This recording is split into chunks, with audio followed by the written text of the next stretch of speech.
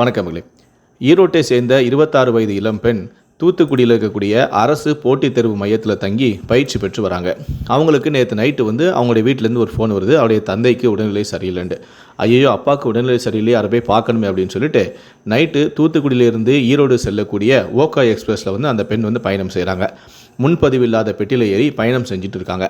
அதே பெட்டியில் தான் அந்த ரயில் விருதுநகர் மாவட்டம் அருப்புக்கோட்டை வந்தபோது அந்த ரயிலில் சதீஷ்குமார் என்ற ஒரு தொழிலாளி கோவை செல்வதற்காக ஏறுறாரு.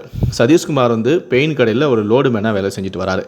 அவர் கோவை போகிறதுக்காக அந்த ரயிலில் ஏறுறாரு. அந்த ரயிலில் ஏறும்போது அவர் அதிகமான மது போதையில் இருக்கிறாரு.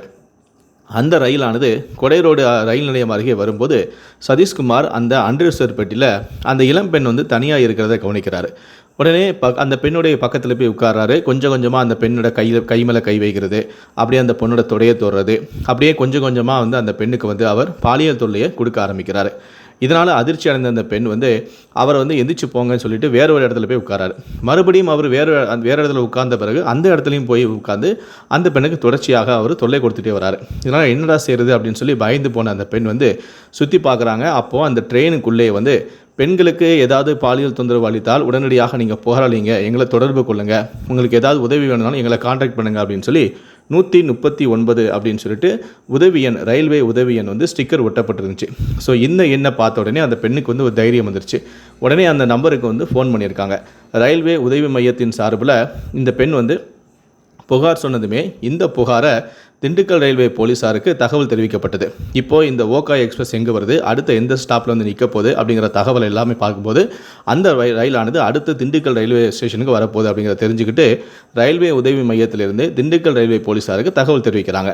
இது அந்த ரயிலானது திண்டுக்கல் ரயில்வே ஸ்டேஷனுக்கு வந்த உடனே அங்கே இன்ஸ்பெக்டராக இருக்கக்கூடிய தூயமணி வெள்ளசாமியுடைய தலைமையிலான போலீஸார் உடனடியாக அன்ரிசர்வ் கம்பார்ட்மெண்ட்டுக்கு போய் அந்த பெண் இருந்த அந்த கோச்சுக்கு போய் அந்த பெண்ணை கண்டுபிடிச்சு யாருமா உங்களுக்கு பாலியல் தொல்லை கொடுத்தான்னு கேட்கும்போது இந்த பக்கத்தில் இருந்த சதீஷ்குமார் தான் அப்படின்னு சொல்லி அந்த பெண் அடையாளம் காட்டியிருக்காங்க.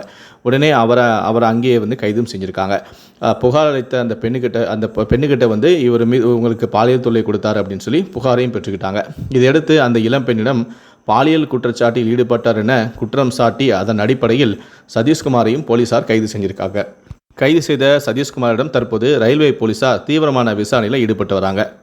ஒரு வாரத்துக்குள்ளேயே தமிழ்நாட்டில் ரயிலில் இரண்டாவதாக பெண்களிடம் அத்துமீறலில் ஈடுபட்ட சம்பவமானது தற்போது நடந்திருக்கு. கடந்த சில நாட்களுக்கு முன்னாடி தான் ரயிலில் பயணம் செஞ்ச ஒரு நபர் பாலியல் தொல்லை கொடுத்து கர்ப்பிணி பெண்ணை ரயிலிருந்து தள்ளிவிட்டு அந்த பெண்ணுடைய கருவை கலைந்த ஒரு பயங்கரமான ஒரு சம்பவம் நடந்துச்சு. அந்த பெண் மருத்துவமனையில் அனுமதிக்கப்பட்டு இன்னும் வீட்டுக்கு கூட போகலை, டிஸ்சார்ஜ் ஆகி. அதுக்குள்ளே அடுத்த ஒரு சம்பவம் நடந்திருக்கு. இதனால் ரயிலில் பயணிக்கக்கூடிய பெண்கள் தற்போது பெரும் அதிர்ச்சியில் உறைந்து போயும் இருக்காங்க. இதை பற்றி உங்களுடைய கருத்துக்கள் என்ன அப்படிங்கிறத கீழே இருக்கக்கூடிய கமெண்ட் செக்ஷனில் மறக்காமல் சொல்லுங்கள். நன்றி, வணக்கம்.